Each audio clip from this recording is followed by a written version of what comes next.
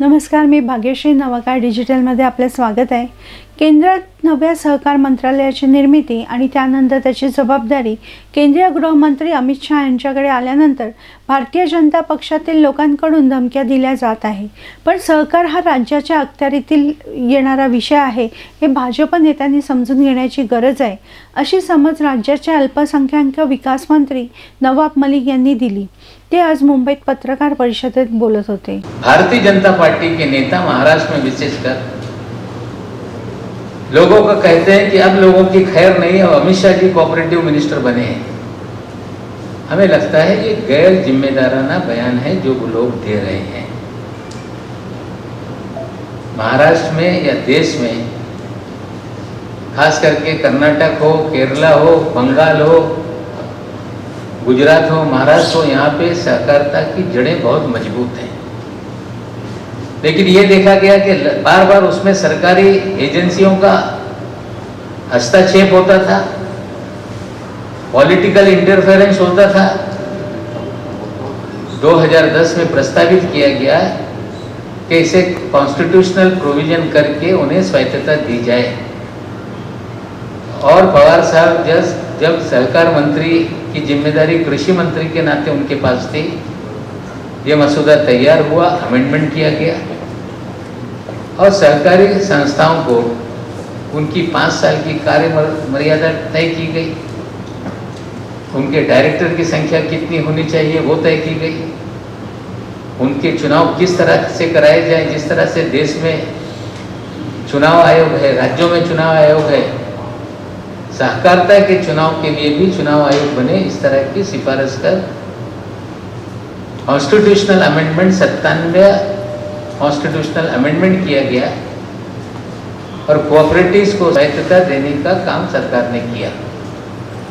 नए विभाग के माध्यम से कोऑपरेटिव की जड़ें अगर पूरे देश में मजबूत करने का उद्देश्य होगा तो निश्चित रूप से पूरा सहयोग किया जाएगा.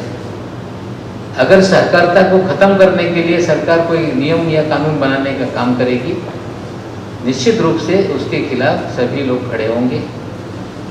आज ये होने के बाद बीजेपी के नेताओं को ये समझना पड़ेगा कि अमित शाह या कोई व्यक्ति कानून से बड़ा नहीं होता. देश कानून से चलता है, संविधान से चलता है और नागरिक देश के सभी बराबर हैं. किसी के पास अधिकार है, उन अधिकारों का इस्तेमाल कर सकता है.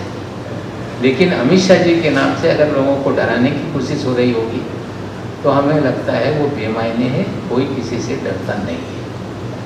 पवार साहब ने भी इस पे कल कुछ सहकारिता विभाग पे बात की थी. भारतीय जनता पार्टी के नेता ने कहा कि चोर के दाढ़ी में तिनका. आशीष शेलार जी माजी मंत्री हैं, वो बताएं कि किस दाढ़ी वाले की वो बात कर रहे थे. वो देश को बताएं कि कौन सा दाढ़ी वाला चोर है. हमें लगता है कि आशीष शेलार जी अपने ही नेताओं को टारगेट करेंगे, ऐसी हमें अपेक्षा नहीं थी. सहकारिता एक देश में जमीन से जुड़ने के लिए एक साधन होता है. उस क्षेत्र में अच्छा काम हो तो निश्चित रूप से हम स्वागत करेंगे और साथ देने का काम करेंगे. कांग्रेस के नेता नाना पटोले साहब ने बयान दिया है कि उनकी बैठकों का, उनकी मूवमेंट का, कांग्रेस के कार्यक्रमों का पुलिस पूरा डाटा या इंफॉर्मेशन कलेक्ट करने का काम करती है और गृह विभाग को देती है, गृह मंत्री को देती है, उप मुख्यमंत्री को देती है, मुख्यमंत्री को देती है. हमें लगता है उन्हें कम जानकारी के कारण शायद वो इस तरह के बयान दे रहे हैं.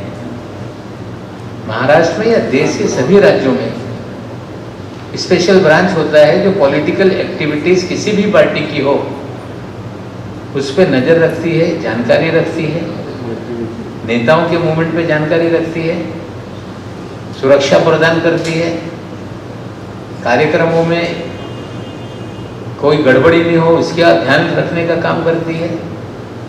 महाराष्ट्र में भी चाहे कांग्रेस का कार्यक्रम हो, कांग्रेस के नेताओं की मूवमेंट हो, शिवसेना की हो, राष्ट्रवादी की हो, बीजेपी की हो, ये सारी चीज़ों की जानकारी संकलित करने का काम कोई नई तरीके से नहीं, बरसों से इस तरह से ये विभाग काम करता रहा है। और अगर उनके पास जानकारी नहीं होगी तो उनके पार्टी में बहुत सारे मुख्यमंत्री पद पे काम करने वाले नेता महाराष्ट्र में हैं। अशोक चौहान जी से जानकारी ले सकते हैं, पृथ्वीराज चौहान जी से जानकारी ले सकते हैं, शिंदे साहब से जानकारी ले सकते हैं। हमें लगता है इस तरह का जो बयान उनका आया है वो कहीं ना कहीं जानकारी के अभाव में आया है। बेहतर ये होगा कि वो जानकारी ले।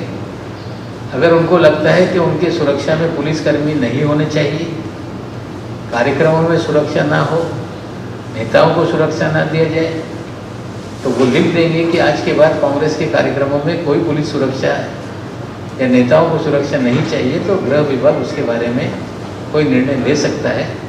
लेकिन उनका बयान जानकारी के अभाव में था, ये निश्चित है। सर इसके अलावा